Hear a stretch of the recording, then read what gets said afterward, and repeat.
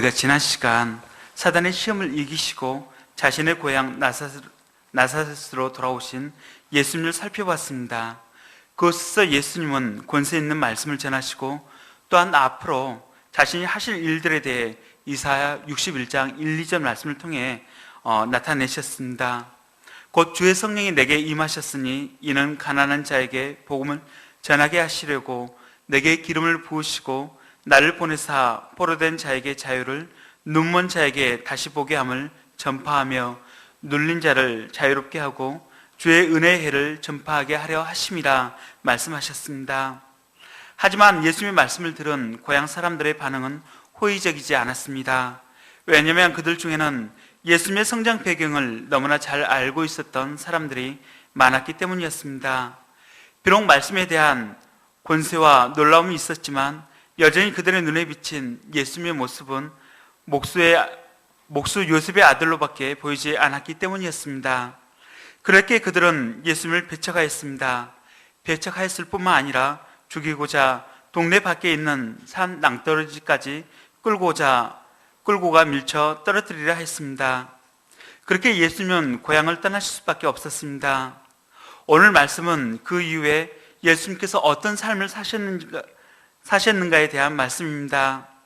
고향 나사렛에서 메시아로서의 자신의 할 일을 선포하셨던 예수님, 그것도 가난하고 포로된 자들, 눈먼 자들, 그리고 눌린 자들에게 주의 은혜의 해를 선포하셨던 예수님, 어떻게 보면 가장 기쁘고 놀라운 소식을 가장 먼저 자신의 고향 사람들에게 전하여 주었지만 그들의 반응은 굉장히 냉소적이었습니다.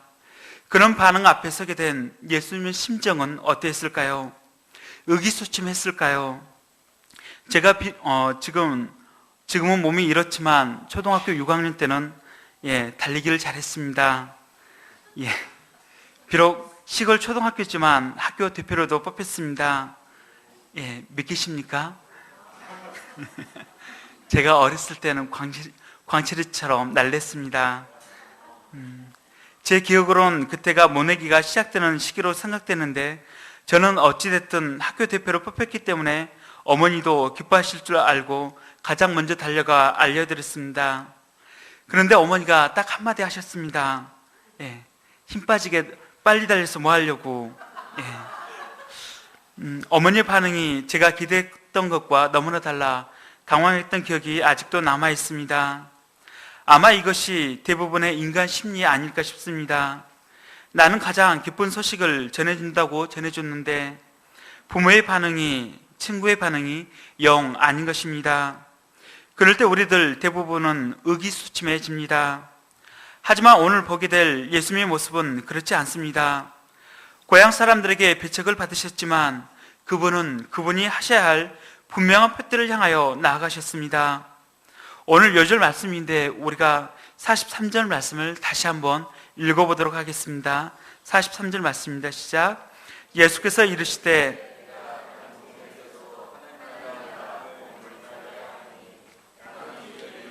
보내심을 받았노라 하시고 아멘. 예수님은 그 어디를 봐도 의기소침해지지 않았습니다. 왜냐하면 그분은 자신의 부르심을 분명히 아셨기 때문이었습니다.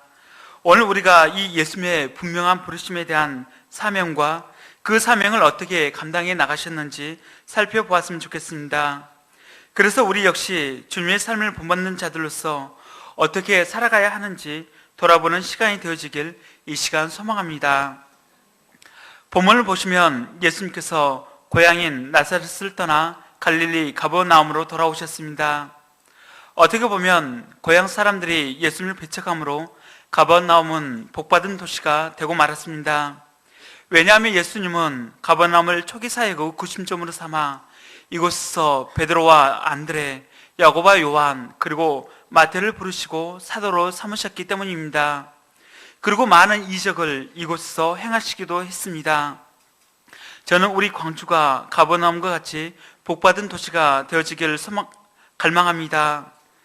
그리고 그 광주에서도 우리 교회가 그리 되어지기를 소망합니다. 주님의 말씀을 갈망하며 주님을 본받기를 소망하는 자들로 우리 교회가 가득 채워지길 바랍니다. 그래서 우리 교회에 많은 예수님의 제자들이 세워지고 이 시대에도 주의 놀라운 일들이 일어나 광주와 이 나라와 온 세상에 예수님이 그리스도 되심이 선포되시길 소망해 봅니다. 그 놀라운 일들이 바로 우리 자신들로부터 시작되어지길 기도드립니다. 그러면 예수님께서 가버나움에 오셔서 하신 일들은 무엇이었습니까? 오늘 말씀에 기록한 사건을 보면 크게 네 가지로 요약할 수 있습니다. 곧 예수님께서는 의기소침하지 않으시고 자신이 감당하셔야 할 분명한 사명을 바라보며 또한 행하셨다는 것입니다. 그 일례로 첫째로 하나님의 말씀을 전하시고 가르치셨습니다. 예수님은 나사렛에서 가버나움으로 오셔서 안식일에 회당에서 말씀을 전하시고 가르치셨습니다. 그러자 사람들은 그 가르침에 놀랐습니다. 예수님의 말씀에는 힘이 있었고 은혜와 생명력이 넘쳤습니다. 예수님의 말씀은 인생들이 나가야 할 생명의 길과 하나님 나라에 대한 참된 소망을 제시해 주었습니다. 그리고 무엇보다도 예수님의 말씀에는 근본적으로 하나님의 아들로서의 영적 권세가 있었습니다. 태초의 말씀으로 하나님과 함께 하셨고 말씀으로 이 땅을 창조하셨던 분이 바로 예수님이셨습니다. 그 말씀 자체이셨던 그분이 우리를 위해 육신의 몸을 입고 이 땅에 오신 것입니다.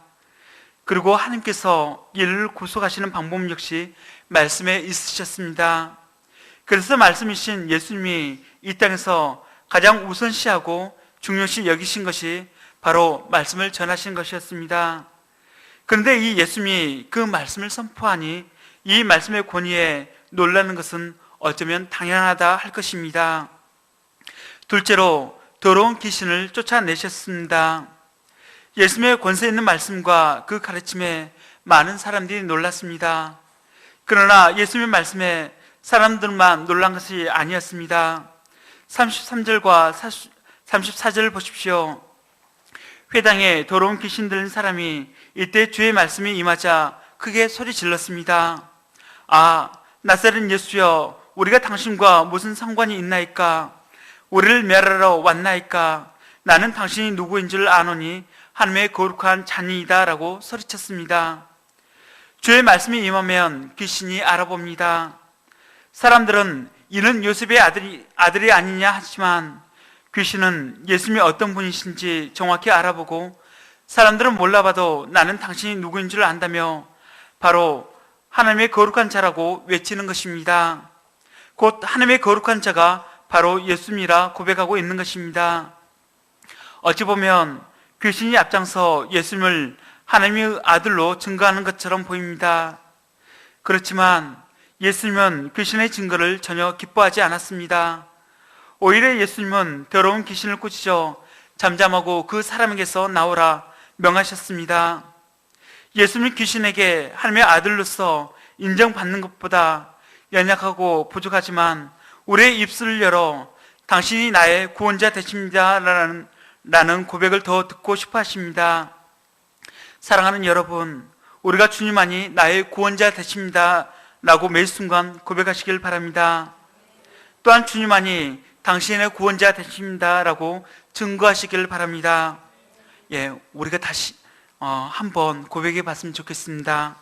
먼저는 내 자신을 향해 주님만이 나의 구원자 되십니다 라고 고백했으면 좋겠습니다. 한번 한번 해봤으면 좋겠습니다. 주님만이 나의 구원자 되십니다. 아멘. 아멘. 이제 옆사람을 향해서 주님만이 당신의 구원자 되십니다 라고 고백했으면 좋겠습니다. 아멘. 주님만이 우리의 구원자 되십니다. 주님만이 우리를 포로된 삶으로부터, 눌린 삶으로부터 자유함을 주시는 구원자 되시는 하나님 되십니다. 귀신은 잠잠하고 그 사람에게서 나오라는 예수님의 말에 억울했던지 떠나가면서도 그 사람을 굳게 놔주지 않았습니다. 심히 요란하게 무리 중에 넘어뜨리고 떠나갔습니다. 그리고 이 모든 사건을 무리들이 지켜보았습니다. 이것을 지켜본 사람들이 얼마나 놀랐겠습니까? 그들은 서로 놀라 말했습니다. 이 어떠한 말씀이고 권위와 능력으로 더러운 귀신을 명함에 나가는도다. 이 시대가 아무리 발달했다고 하나 인체의 모든 비밀을 안다고 할 수 없습니다. 더욱이 육이 아닌 영혼의 문제에 대해서는 더욱 그렇습니다. 아무리 현미경이 발달하고 MRI가 발달했다 해도 영과 혼의 존재를 볼 수는 없습니다. 그런데 여러분, 우리 눈에 보이지 않는다고 존재하지 않는 것일까요? 산소는 눈에 보이지 않지만 우리가 존재한다는 것을 아는 것처럼 하나님이 분명 그 코에 생기를 불어넣으시니 사람이 성령이 되었다 말씀해 주셨습니다. 그럼 우리 존재가 아담의 범죄 이후로 악이 들어오게 되었습니다. 곧 외부에서 우리 내부로 악한 것들이 들어오게 된 것입니다. 그리고 우리의 몸을 자신들의 집으로 삼게 되었습니다. 누가복음 11장 24절에서 26절 말씀을 보시면 더러운 귀신이 사람에게서 나갔을 때 물 없는 곳으로 다니며 시기를 구하되 얻지 못하고 이에 이르되 내가 나온 내 집으로 돌아가리라 하고 가서 보니 그 집이 청소되고 수리되었거늘 이에 가서 저보다 더 악한 귀신 7을 데리고 들어가서 고하니 그 사람의 나중 형편이 전보다 더 심하게 됐느니라 하였습니다. 이처럼 우리 눈에는 보이지 않지만 영의 존재는 분명하고 또한 귀신은 우리를 자기 집으로 삼아 살면서 온갖 더러운 것과 악한 일들에 대해 충동질을 하게 합니다. 그래서 원치 않은 일들을 우리가 행하기도 합니다. 또한 귀신도 특성에 따라 이름이 있습니다. 그래서 마가복음 5장 9절에서 예수님은 귀신을 향해서 내 이름이 무엇이냐 물으셨을 때 귀신은 자신의 이름이 군대라고 대답했습니다. 아마 엄청난 수의 귀신이 군대를 이루어 한 사람을 파멸시키자 했던 것 같습니다.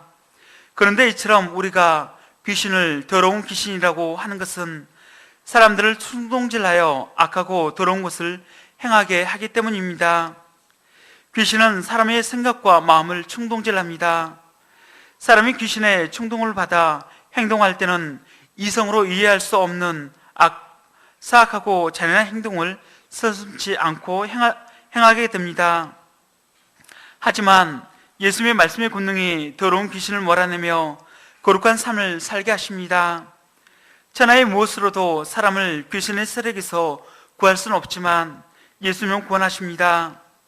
히브리서 4장 11절에 성령의 권능으로 선포되는 하나님의 말씀은 살아있어 좌우에 날선 어떤 검보다도 예리하여 혼과 영과 및 관절과 골수를 찔러 쪼개며 또 은밀한 마음의 생각과 뜻을 드러냅니다. 그래서 사람의 몸에 숨어 사는 더러운 귀신이 성령의 권능으로 선포되는 예수님의 말씀 앞에 버틸 수가 없게 되는 것입니다. 성령의 권능으로 선포되는 하나님의 말씀은 사람들 안에 구축해 놓은 귀신의 공고한 진을 파괴하는 강력한 무기가 되어지는 것입니다. 그러므로 시대가 어둡고 악할수록 하나님의 말씀이 성령의 권능으로 선포될 수 있도록 기도해야 할 줄 믿습니다. 셋째로 시몬의 장로를 고치셨습니다. 예수님께서 회당을 떠나 시몬의 집으로 향하셨습니다. 시몬은 장차 수시자 베드로가 될 사람이었습니다. 마침 시몬의 장모가 종한 열병으로 고통받고 있었는데 사람들이 그녀를 위하여 예수님께 치료해 주시기를 구했습니다. 그럼 예수님께서 시몬의 장로를 어떻게 치료해 주셨습니까? 39절에 예수께서 가까이 서서 10번을 꾸짖으신데 병이 떠나고 여자가 곧 일어나 그들에게 수정되니라 라고 했습니다.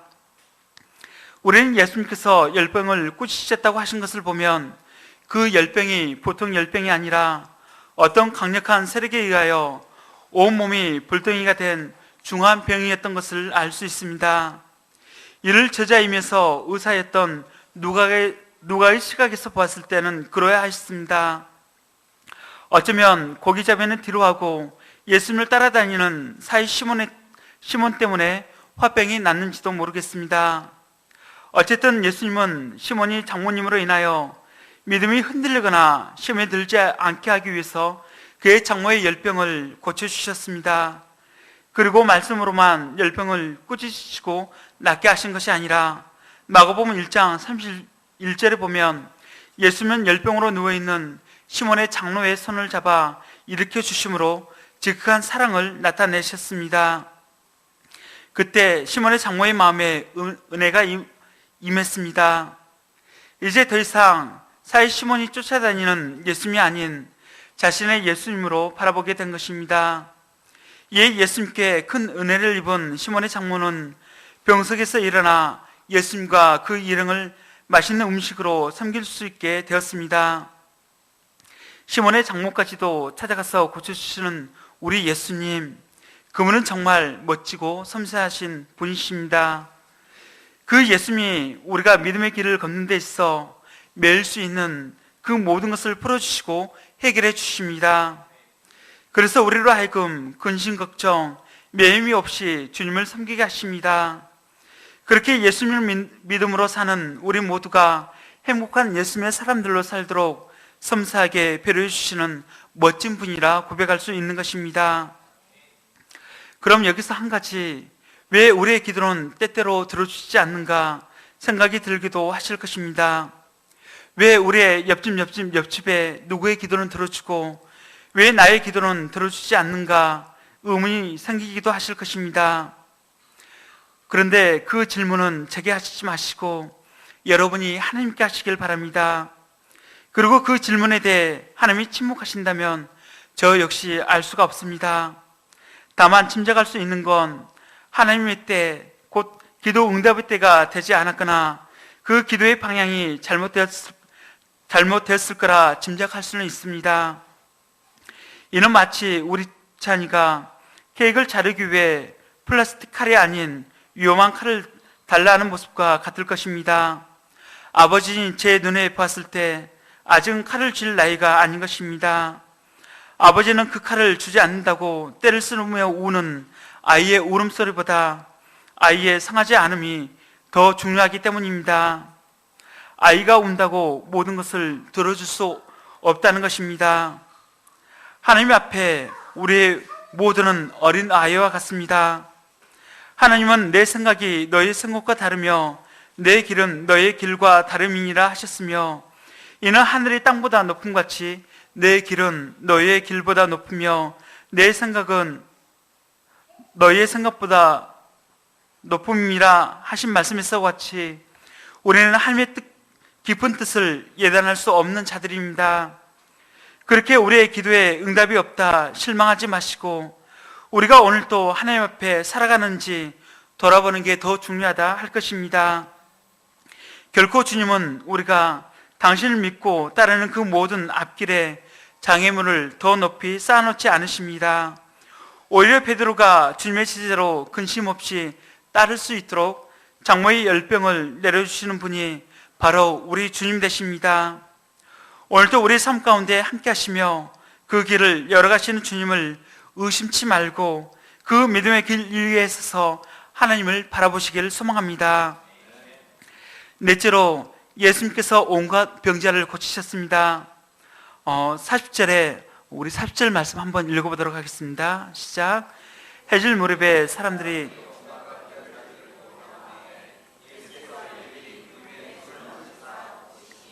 아멘. 예, 유대인들의 안식일은 해가 지면 끝이 납니다. 그런데 그 당시 안식일법에는 죽을 병이 아닌 이상 안식일날 치료하지 못하게 되어 있었습니다. 그러했기에 그들은 해질 무렵이 되어서야 간절한 마음으로 예수님께 병 낫기를 바라며 나아온 것입니다. 예수님은 그렇게 엄청나게 몰려온 온갖 병든 자들을 다 영접하고 치료해 주셨습니다. 더군다나 수많은 병자들을 따뜻하게 맞이하여 일일이 그 위에 손을 얹어 고치셨다고 하셨습니다. 예수님은 한 사람 한 사람 주님 앞에 나온 사람이 누구든지 그가 무엇을 했든지 묻지 않으셨습니다. 또한 그분 앞에 나온 사람이 누구가 되었든지 제외되는 사람이 없었습니다.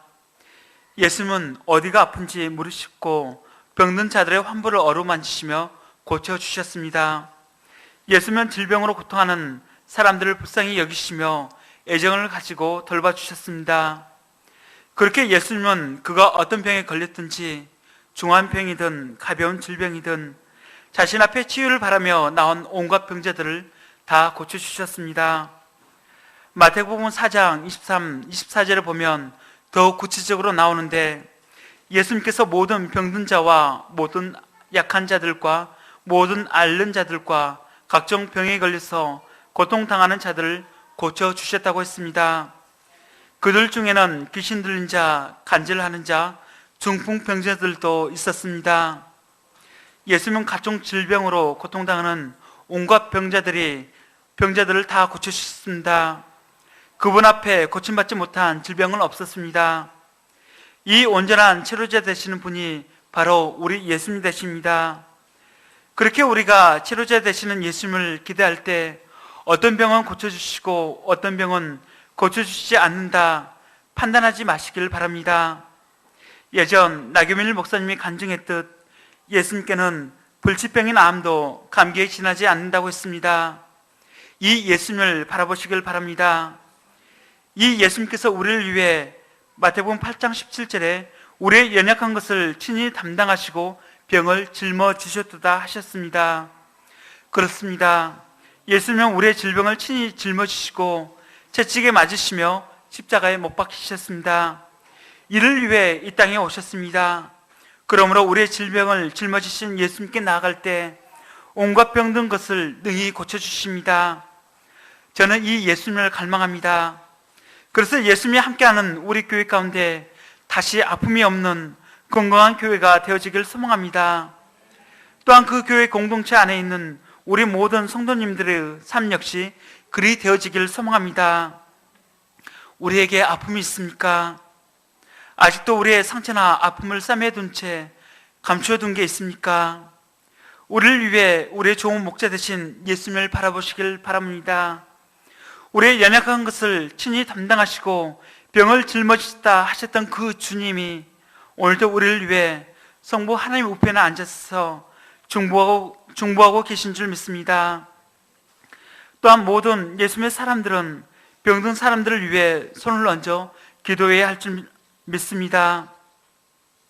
솔직히 말씀드리면 제 개인적으로는 이런 말씀들이 나면 참으로 난감할 때가 많습니다. 특히 앞에 나와 말씀을 선포할 때는 더욱더 그렇습니다. 제 성격이 주님이 주신 장점도 많지만 인간적으로 부족한 부분도 많습니다. 그래서 담대히 선포하고 믿음으로 도전을 해야 하는데 마치 믿음이 없으면서 믿음 있는 양 비춰지는 게 두렵기도 하고 또 병원 가면 될 걸 가지고 유별나게 한다 할까 두렵기도 하고 또 기도했는데 낫지 않으면 어떻게 하지 하는 의심도 많기 때문입니다. 그런데 오늘 말씀을 묵상하며 다시 믿음의 도전을 하는 것은 이 모든 일에 내가 주체가 되지 않는다는 사실을 깨달았기 때문입니다.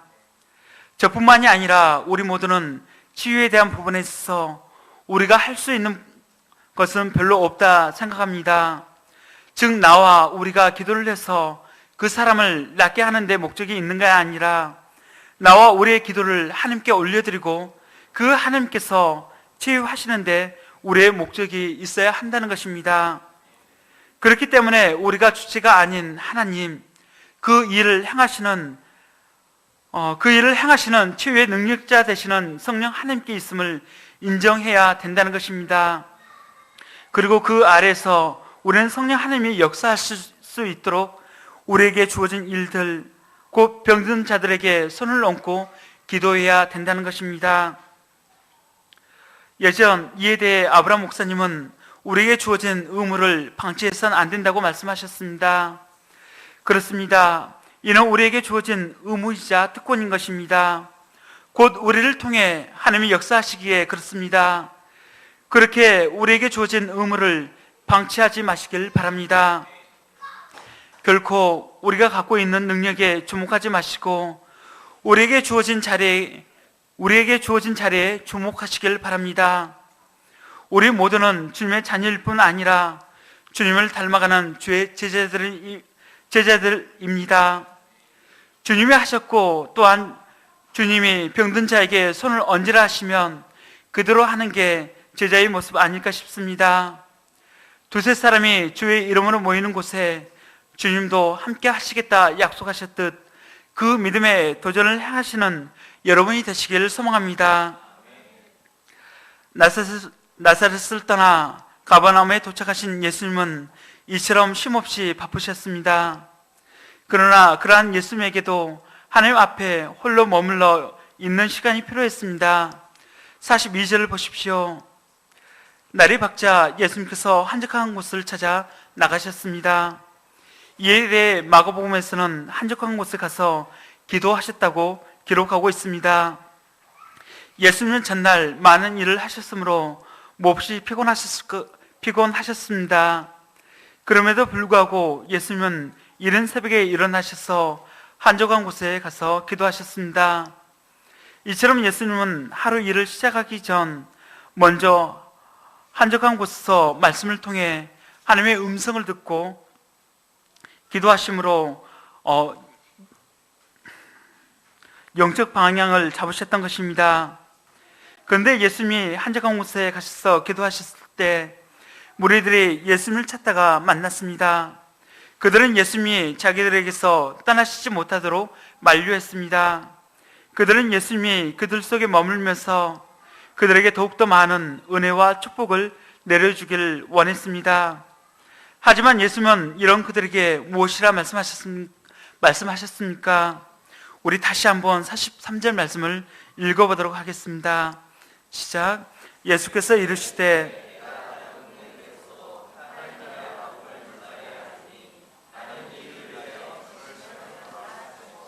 아멘. 우리는 이 말씀을 통해서 우리를 향한 예수님의 분명한 사랑과 하나님 앞에서의 사명의 정신을 엿볼 수 있습니다. 첫째는 예수님의 보편적인 사랑입니다.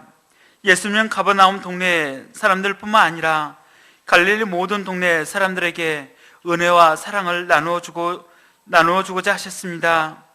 예수님은 유대 사람들뿐만 아니라 유대인들이 멸시하는 사마리아 사람들에게도 복음을 전하고자 하셨습니다.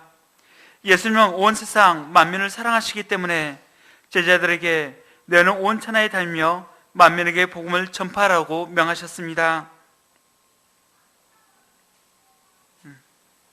예수님은 다른 동네, 다른 나라에서도 하나님의 나라의 복음이 필요함을 아시고 그들에게 그 은혜를 나누어 주고자 하신 것입니다. 이 보편적인 사랑으로 인하여 그 생명의 복음이 바로 우리에게 흘러오게 된 것입니다. 둘째는 복음 전파에 대한 예수님의 사명의 정신입니다. 예수님은 병 고치는 일이 성공적이라고 해서 그 일에만 전념하지 않으시고 복음 전파의 사명에 충성을 다하셨습니다. 예수님은 나는 이 일을 위해 보내심을 받았노라는 흔들릴 수 없는 사명에 대한 분명한 부르심이 있었습니다. 무엇을 위해 이 땅 가운데 오셨고 시험을 받게 됐는지 분명하셨습니다. 곧 하나님 나라 복음 전파하는 일은 그 어떤 일보다도 시급하고 중요한 일이었습니다. 왜냐하면 하나님 나라의 복음을 알지 못할 때 하나님 아버지의 마음도 참 생명의 구원의 길도 알지 못하기 때문이었습니다. 인생의 실패와 저주의식으로 살아갈 수밖에 없고 죄와 사망의 속박으로부터 벗어날 수 없기 때문에 그렇습니다. 그러나 하나님 나라의 복음이 임할 때 우리는 죄와 사망의 얼무에서 벗어나 하나님의 다스림을 받게 됩니다. 그때 우리의 내면은 사랑과 평강이, 자유와 기쁨이 넘치게 됩니다. 구원에 대한 희망이 싹트게 됩니다. 그러나 하나님 나라의 복음이 임할 때 우리는 죄와 사망의 얼무에서 벗어나 하나님의 다스림을 받게 됩니다. 그때 우리의 내면은 사랑과 평강이, 자유와 기쁨이 넘치게 됩니다. 구원에 대한 희망이 싹트게 됩니다.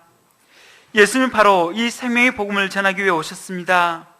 또한 나는 이 일을 위해 보내심을 받았노라 분명한 부르심에 대한 확신 속에서 사명의 길을 걸어가셨습니다. 말씀을 맺도록 하겠습니다. 여러분 무엇을 위해 부르심을 받으셨습니까? 부르심이라는 용어가 너무 거창하다면 여러분 안에 있는 흔들리지 않을 믿음의 표대가 있으십니까? 흔들리지 않을 그 한 가지를 붙들고 가시는 여러분이 되시기를 소망합니다. 예수님은 그 한 가지를 삶의 마지막 순간까지 놓지 않으시고 달려가셨습니다. 그것은 바로 나는 이 일을 위해 보내심을 받았노라는 사실이었습니다. 그러했기에 삶의 어떤 순간에도 흔들림 없이 십자가의 길을 걸어가실 수 있으셨고, 마침내 우리 가운데 그 구원의 길, 생명의 길, 곧 우리 인생의 희년의 해를 선포해 주실 수 있으셨습니다. 이제 우리 역시 삶의 분명한 빛들을 향해 흔들림 없이 나아가는 여러분이 되시기를 소망합니다. 그래서 우리 역시 이 일을 위해 보내심을 받았노라 외치는 주의 제자요 증인들이 되시길 기도드립니다. 이 한 주간도 이러한 은혜 속에 살아가는 여러분이 되시길 소망하며 말씀을 마치도록 하겠습니다. 우리 다 같이 요절 말씀 43절 말씀 읽도록 하겠습니다. 시작. 예수께서 이르시되 내가 다른 동네에서도 하나님의 나라의 복음을 전하여야 하리니 나는 이 일을 위해 보내심을 받았노라 하시고. 아멘.